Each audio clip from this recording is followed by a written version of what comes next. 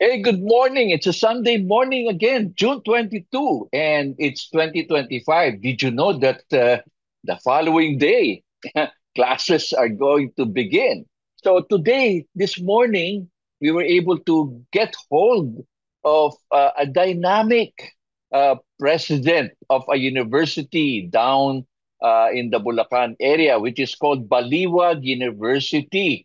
And mind you, this university is now celebrating its centennial 100 years. No, I mean, to have a triple digit is not a joke. I mean, it's all hard work, persistence, and probably, trying to grow and scale up. So, to tell us more about this, let's hear it from the president, Patricia Bustos Lagunda. Good morning, Ma'am Pat. How are you today?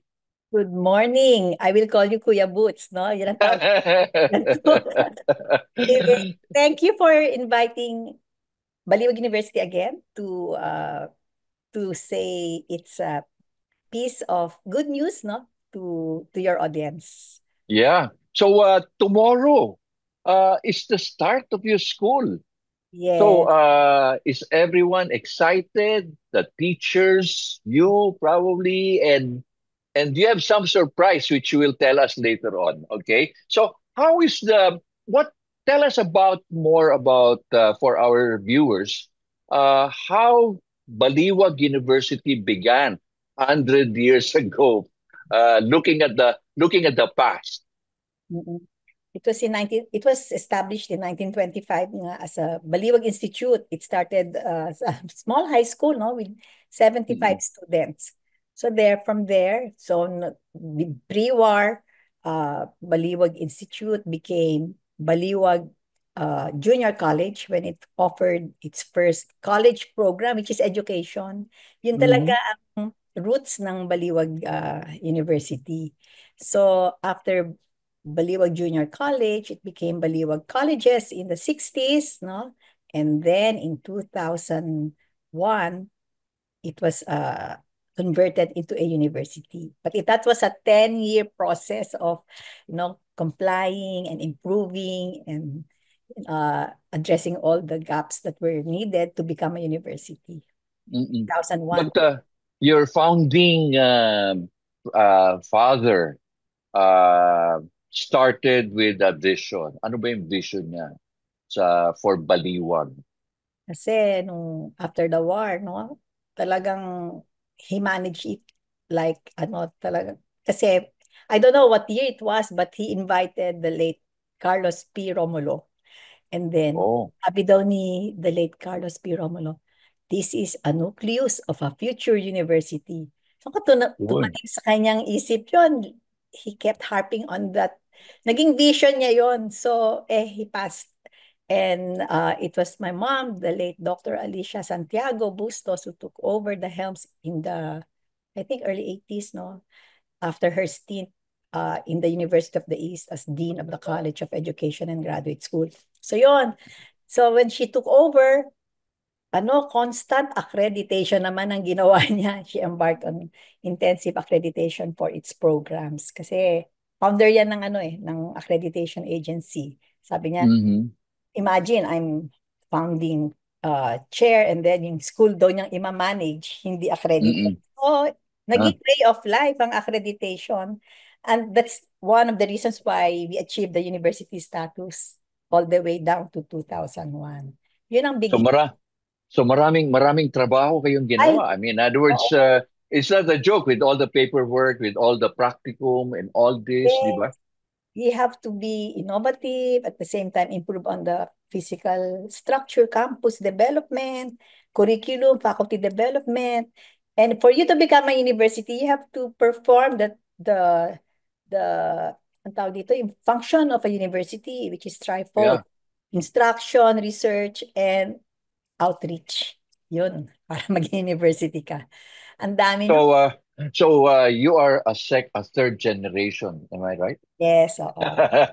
So, did you ever expect running a university and giving it on your lap by your mother?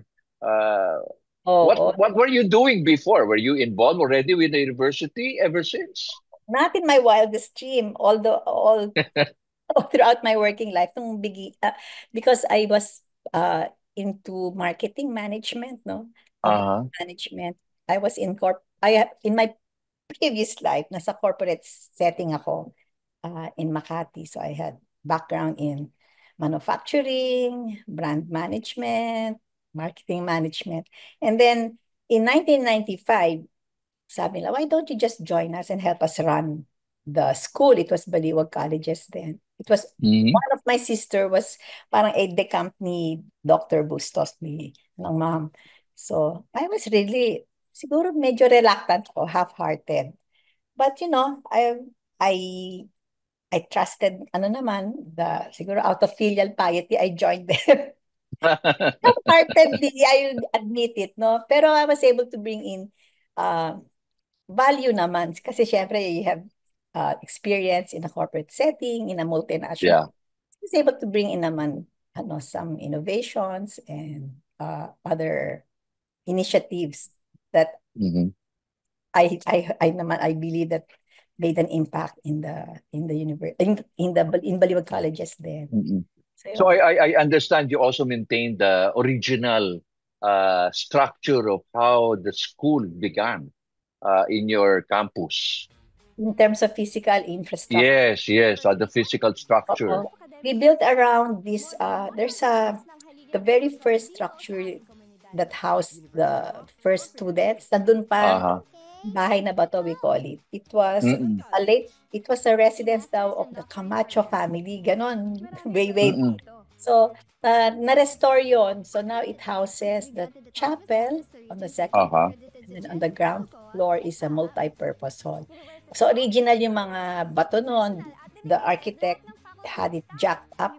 Tapos original din yung mga pasimano, yung mga kapis windows, saka yung sahig dun Uh-huh. sa upper portion. So you're actually making the students see the roots of the university, di ba? Yes. Para pwede mo naman buwagin. Pwede you can really, Oo. destroy it, give space, and just show pictures. But you decided to really retain that, no?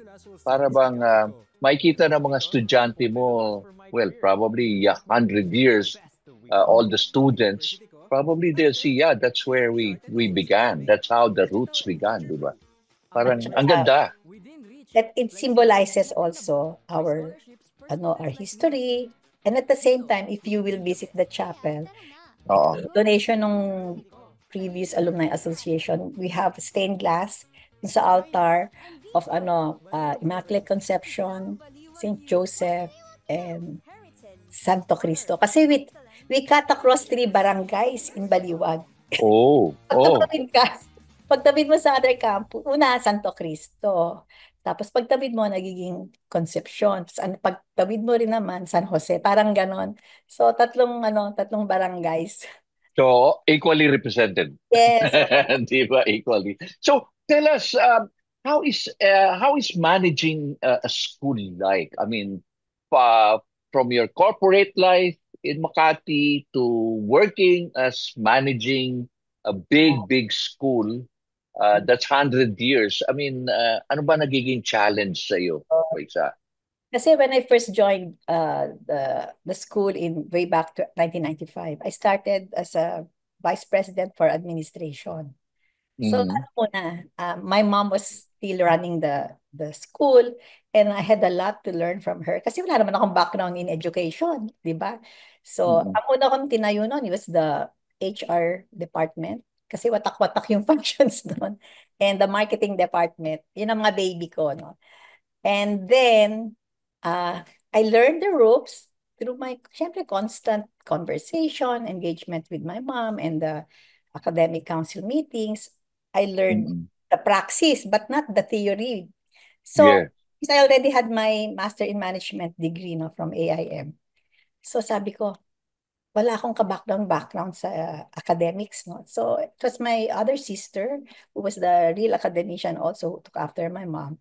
She said, why don't you take up your PhD in education? There's this program in DLSU.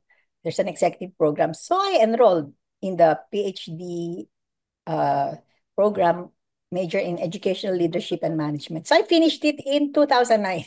I graduated Oh, in 2009 kasi kailangan ko eh. So I had to learn, I had to be familiar with curriculum mapping, curriculum engineering, and current issues in education. So yun, gradual naman, parang napilitan, at saka I felt also that I needed the background, no? mm. And Convert.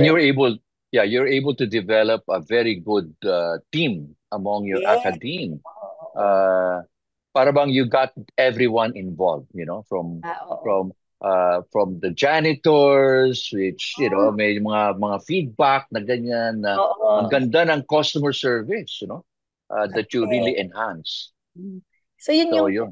at the time, alam mo, it was also, parang you were in a very good position. You were learning from your mom, who was the real academician, and who was well known in the private education, not even private and public education sector. So Mm-mm. I had a very good mentor, in the person of Dr. Alicia Santiago Bustos. Tapos at the same Mhm. time, magaling yung mga deans. You have a very good team, no? So, sila talaga yung parang mini presidents naman ng kanilang mga respective colleges. So, Mm-mm. it's really strategy, no? You just steer them in the right direction. Uh, you have a common goal, no? At that time, to become a university. So, Mhm. nangyari yun noong 2001. So, So marami. kompleto na kayo ng mga departments. Uh, Yes. Oo. oo. Meron So lang, what? from Oo. time to time, we would introduce new programs, no? Mhm. Kunyari, at the time, College of Hospitality Management and Tourism, medyo teenager yan, ano? Yung College of Medical Technology, 4 years ago pa lang yan, o 3 years ago. Yung mga ganon, when you see, Oo. uh, if there's a demand or if there's a need, for those programs, we would study it and then introduce it. Mm. I understand when I was doing an interview with your academe group Mm. during one of those times somebody chatted na he was part of your global expansion. He was in Mhm. Taiwan. There was somebody from Spain. How is this program all about? No, we do have international linkages, no? Right Oh. now, kunyari, uh, we have existing linkages with the foundation, Japanese foundation. So, right, meron nga kami mga estudyante nandiyan sa Osaka Expo. Mm-mm. So, mga BS Hospitality Management students. And then, we also have an existing partnership with GIZ. It's a German, Mm-mm. di ba para siyang counterpart, parang US Stride, pero ito naman, Yes, yes. German counterpart. So we have partnerships there for our nursing students. Then we just inked an MOU with Yan'an University in China, no? It's a Mm-mm. Shaanxi Mm-mm. province. So ongoing naman, no? We also have a partnership with Thailand schools for our education students. Mm-mm. So on. Basta we're always open to opportunities, no, to enhance career opportunities for our students. Oo, kasi maganda yan no? You're bringing your students to the front, no? Na Mm. updated sila so nangyayari. Now, I'm so excited, Patricia, about your centennial offering. Para Ay, bang nagulat ako biglang all of a sudden nagfo-full blown ang Baliwag, ang BU. What is this that you offered already when you're on your centennial? okay. A cornerstone project of our centennial is the College of Law. Oh. Oo, nako, for the longest time, yung dati naming chairman, si Attorney Domingo Santiago Jr., Mhm. that was his dream, no, to open the law program.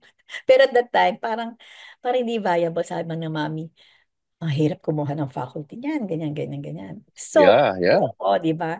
So last year, we were together in parang partners event.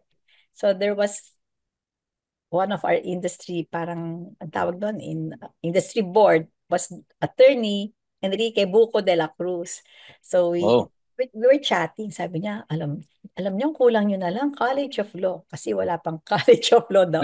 There's no law program in the city of Baliwag, and at the same time, walang private university na nag-offer ng college ng law program in Bulacan. So, Wow.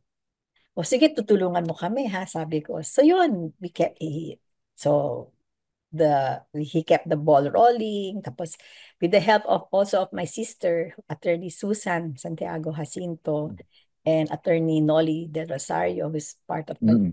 university. Ayun, they work really hard in, kunyari, mga compliance with the legal Education Board. We were visited by LEB.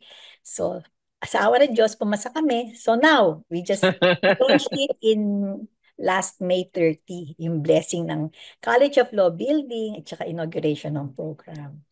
Yun. So, how many students are you capable right now to start? Right now, we're not that ambitious yet. Kahit isang klase, Oo. kasi para mabantayan ng husto, no? So, Oo. Oo. 25 to 30 students, pioneer batch muna. Kasi mahirap din Yeah. mag-alaga, ano? Oo. I don't know, sometimes may natural attrition din yan. So, ganun muna. Mm. Hopefully, we'll be able to graduate for the first batch more than 20. Why not, no? Ganun. Mm. And you're starting your classes, well, for tomorrow na, di ba? June Begin 23 for the education. But for for the College of basic, Law, for College oo, of Law, for it's July 16. July Maulan na. 6. Oo, kamusta enrollment naman sa College of Law? Ayun, ongoing ang mga interviews, no? Mga applicant. Oo. Oo. Hopefully, mabubuo na nila yung klase. May nabubuo na. May mga Ah, may mga tinanggap na rin, no? Kasi may panel interview yan. So, kung sino talaga ang pwedeng ma-admit to the program. mhm. So you're looking down the road, what, 3, 4 years down the road, you can see somebody Oh, yeah. waving the flag of DU as one of the top law schools. Is Oo, that the sana. objective? Naman number one, basta pumasa ang mga graduates, that's the dream, no? Kasi bonus na yun pag may nag-top. Pero Aha, importante yung percentage passing, di ba? correct. Fluke nga yung may mga number one, number two, pero may number one ka nga, pero hindi naman pumasa. Yung importante pumasa lang. Oo. So iba na talaga yung approach niya ngayon. I'm sure your academe of the College of Law are really making sure it's really adapted to the Yes, sign of the times, you know. I mean, yes. iba-iba na, eh, no? Iba na. I'm sure ang galing ng ni Dean, founding Dean, no? Oo, founding. Na oo, and I understand he's a graduate of London, is it? Ay, his Uh, master. Yes, his he took master his masters in London, as a and he was also scholar. a public servant, no? He Mm. was also a public servant. So, Yes, taga-Baliwag talaga yan, tubong Baliwag. aba, talagang 20 years sa Baliwag. mukhang maganda itong magandang outlook sa inyo kasi, homegrown na, homegrown pa rin yung founding dean, talagang Oo. magkakaroon ng ano, no? Saka So, senior partner ng well-known law firm in Makati.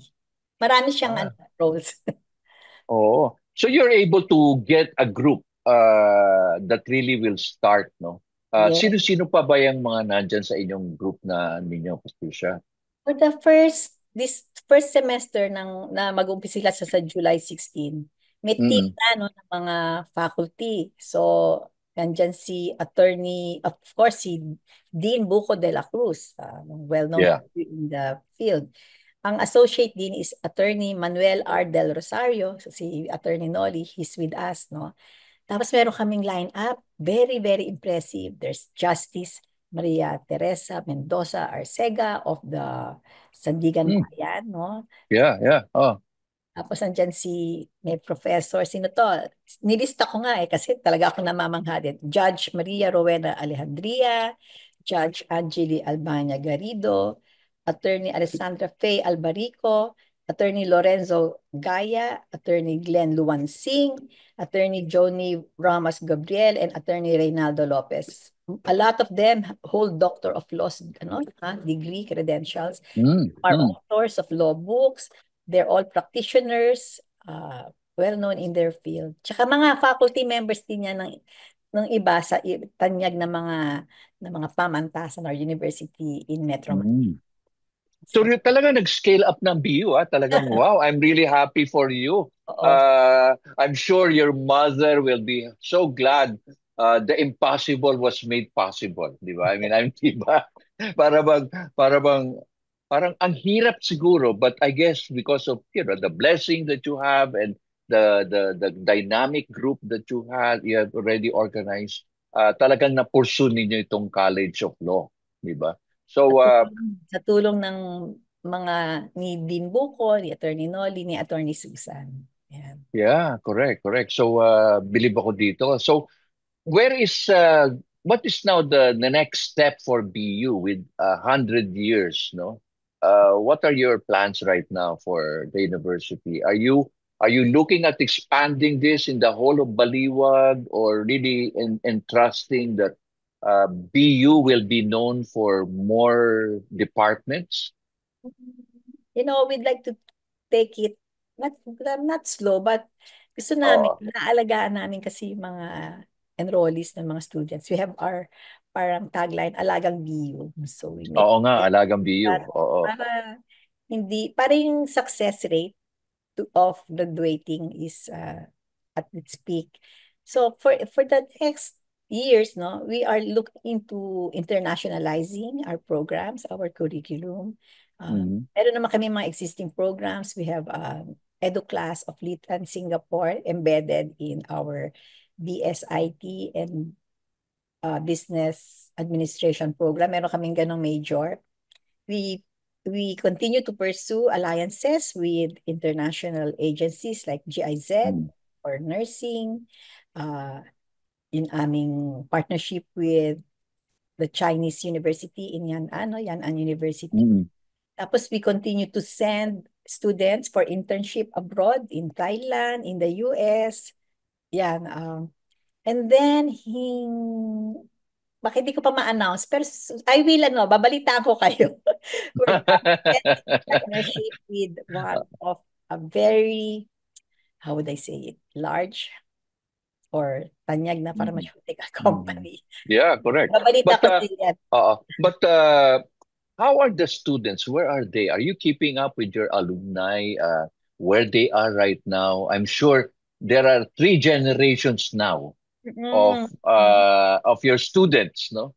Oo. And it's so interesting, whether nag-ugat ba rin ang vision ninyo for the students, have they really improved their life, and probably a second or the third generation can tell na alagang BU talaga.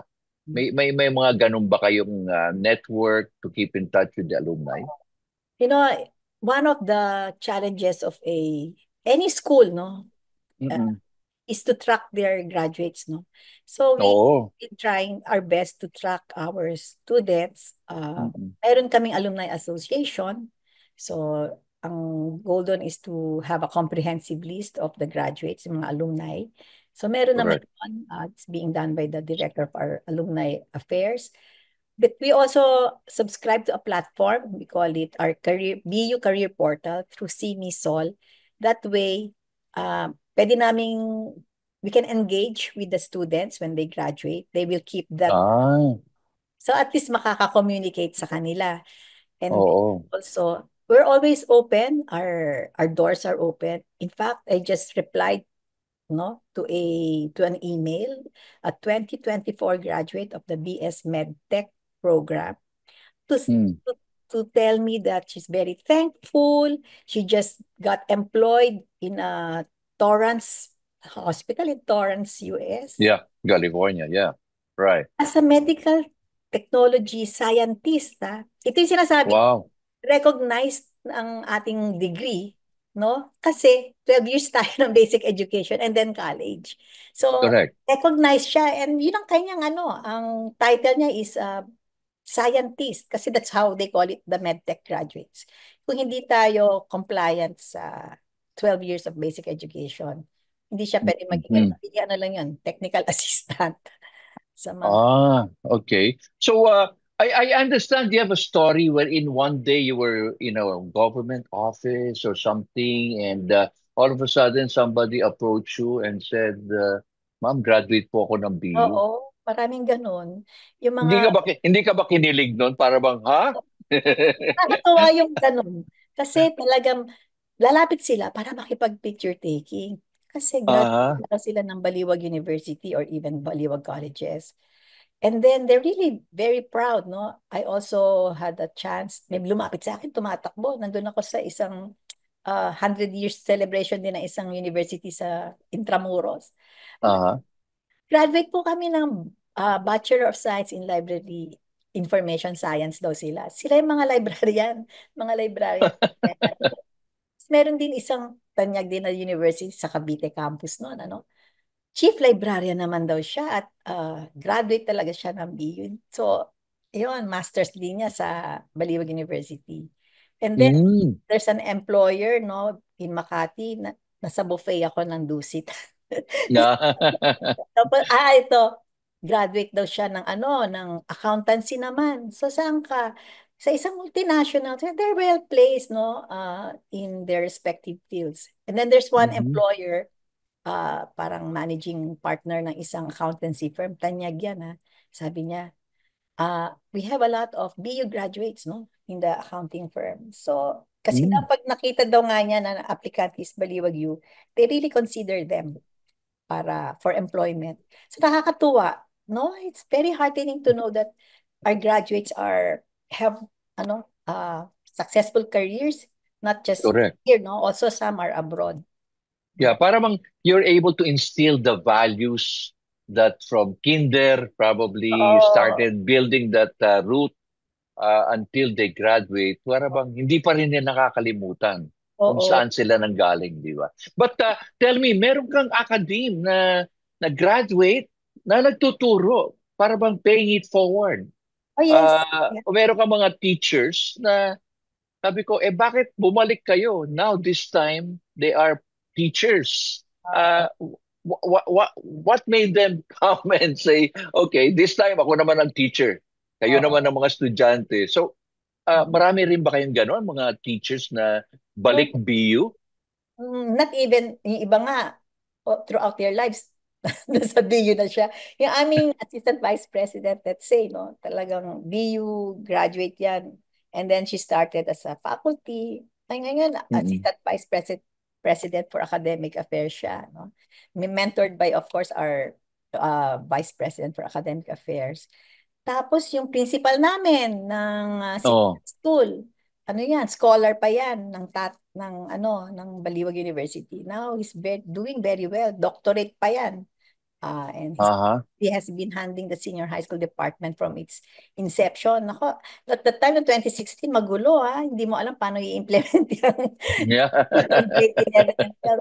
But he was very instrumental in, coming up with the program. And he's doing very well. Marami kaming gano'n, Mm-mm. mga BU scholar who are with state. Yeah. Pero Pat, what happened to you during the pandemic? I understand you had really a challenging time, no? During the pandemic. Mhm. What happened to your employees? Ang dami niyong empleyado. Oo. Uh, was it really a very trying time, especially with your leadership at this time? Anong ginawa ninyo? Oh, no. Everyone was, syempre, lahat naman, no? Not just us, the Oo. whole world was in crisis. So we did not lay off anybody. No, what Oh. we did was we talked to our heads, no, tsaka nag-agree ang community na we will all volunteer to have a salary cut for that Mhm. time being, no? Kasi kawawa naman na yung mga rank and file. Kasi yun minsan may mga empleyado na no work, no pay. Eh, Yes. nag-closure tayo nun. There was a time na talagang Oo. operations. Lockdown. Talaga lockdown. Wala. Lockdown. Oo. So we had to give them some form of assistance. So nag-volunteer lahat to have salary cut, top to down, para lang Wow. sustain lahat. So sabi namin, let's not lay off anyone kasi kawawa naman din. Tsaka, kailangan din namin sila, no? When you resume Mm, operations. So, it was the spirit of community and, compassion. Everyone pitched in, no? Everyone pitched in. correct. Tapos, So, ang communication nun, puro Zoom. Napilitan sila mag-aral ng Zoom. Sabi ko, you have. Kaya ako, I love tinkering with all those mga applications. So, uh, hindi naman techie, pero medyo techie rin ako. So, lahat sila napilitan mag-Zoom, matuto mag-manipulate ng mga laptops nila so that we have. so, there was a very good opportunity for the academe to learn, how to Yes, upgrade, di oo. ba? Using instead of the face-to-face. Oo. And So, then, yeah. tapos Oo. meron na kaming learning management system platform at that time. 2017 na gano'n na kami. Kaya madali. Somehow, we had to transition to online. Meron na kaming platform. So you were prepared. I mean, well, you never prepared for the pandemic, but you started already the learning management system online. Yes, 2017. it was What not was the for online. purpose? It was Oh, not what for was the online. purpose? It was to Uh-huh. augment instruction na technology enabled. So, in Ah, courses ng teacher, so bawat course would have kumbaga, parang virtual classroom yun eh. So, correct, correct. kasi mo, Oh. nandun nakakonfine sa environment na yun. So, unti-unti, natutunan nila yun. So, napilitan talagang to utilize it to its full, no, functionalities in 2020. Pero nag-umpisa kami 2017. Meron na kami nun. So it was not a very difficult transition for everyone.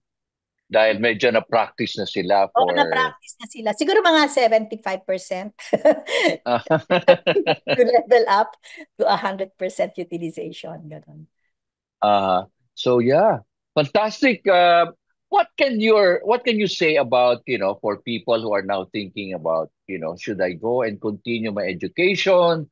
Like for example, you as BU having a dynamic school. Kasi marami mga parents pa rin ngayon na, they're deciding whether to let their children continue their education or probably for people who want to upscale their education. Marami kasi mga tumitigil na, hindi ko na kaya, tatrabaho na lang ako. What can you say about furthering their educational attainment in order to be viable, especially in this world na marami na tayong challenges, no? Hindi lang challenges in different economic situation, but you have the AI, di ba? In other words, if I am into graphics and everything, can education help me understand and survive in these challenging times? What can you say about that, Pat? Think a college degree is very important, no, for Mm-mm. a lot of people kasi it's your passport, no, towards a career. But I'm not saying technical skills are also important. Minsan nga dapat you augment your degree with technical skills kasi sometimes Oo. yun pa ang ikayayaman mo or yun pa ang sa'yo, uh, magbibigay sa'yo ng mga iba pang opportunity. So, I think at the very least, high school graduates should pursue a technical course, no? Yun nga Mm-mm. maganda kung maging ladderized, no? Kunyari, kung medyo gipit pa, matapos mo walang yung 2 years of an associate degree or a technical course, and then Mm-mm. we can credit that towards a degree naman. Kunyari, magtrabaho sandali o nag-iipon o working student, and then they can still pursue a college degree.